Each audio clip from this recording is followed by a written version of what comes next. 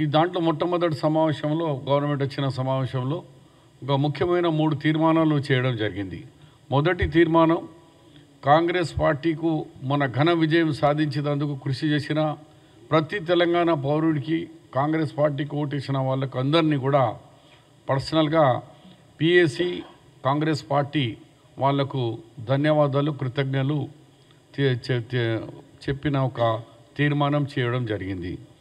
రెండో తీర్మానంలో తెలంగాణ ఇచ్చిన తల్లి సోనియా గాంధీ గారి రావడం, ఇక్కడ తెలంగాణలో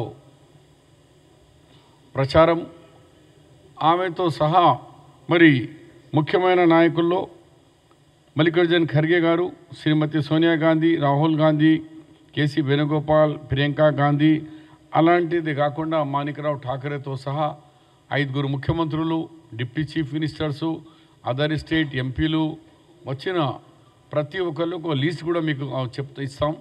వీళ్ళందరినీ కూడా ఇతర రాష్ట్రాల నుంచి, మన రాష్ట్రాల నుంచి వచ్చి మరి స్టార్ క్యాంపెయినర్గా ఇక్కడ కృషి చేసి కాంగ్రెస్ పార్టీకి విజయానికి కృషి చేసిన ప్రతి ఒక్క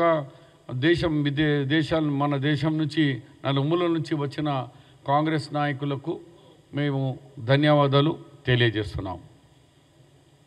మూడవ తీర్మానంలో మన తెలంగాణ ఇచ్చిన తల్లి సోనియా గాంధీ గారు రావడం, ఆమె ఒక ఉపన్యాసంతో తెలంగాణ ఇచ్చినాను, ఇలాంటి తెలంగాణ కాదు, నేను మీ యొక్క తెలంగాణకు కోరుకున్న కోరిక మేరకు ఈ తెలంగాణ పని చేస్తలేదు, నేను నిజమైన తెలంగాణ, మీరు ఏ డ్రీమ్ చూసినారో దాన్ని అమలు చేయాలంటే కాంగ్రెస్కి ఒక అవకాశం ఇవ్వమని చెప్పినందుకు ప్రజలు ఆకర్షాయి మరి తెలంగాణలో కాంగ్రెస్ పార్టీ తీసుకొచ్చినందుకు మరి ఇలా మా యునానిమస్గా తీర్మానం చేసి శ్రీమతి సోనియా గాంధీ గారికి తెలంగాణలో లోక్సభలో పోటీ చేయాలని యునానిమస్ తీర్మానం చేసి ఈ యొక్క ఉత్తరం కూడా రాసి అక్కడ హైకమాండ్ ఖర్గే గారితో రిక్వెస్ట్తో సహా సోనియా గాంధీకి రిక్వెస్ట్ చేయబోతున్నాం, దయచేసి మీరు తెలంగాణలో పార్లమెంట్ ఎలక్షన్ పోటీ చేయండి.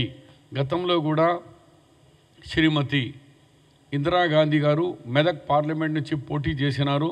అదే చరిత్ర మళ్ళీ మీరు ఇక్కడికి వచ్చి తెలంగాణ, మీరు ఇచ్చిన తెలంగాణలో మీరు తెలంగాణ తల్లిగా ఇక్కడ పోటీ చేయాలని కాంగ్రెస్ పార్టీ మరి తెలంగాణ ప్రజలు కోరుకుంటున్నారు. దయచేసి మా విజ్ఞప్తిని మీరు స్వీకరించాలని, ఇక్కడికి రావాలని యునానిమస్గా పిఎస్సి కమిటీ తీర్మానం చేయడం జరిగింది. దాని తర్వాత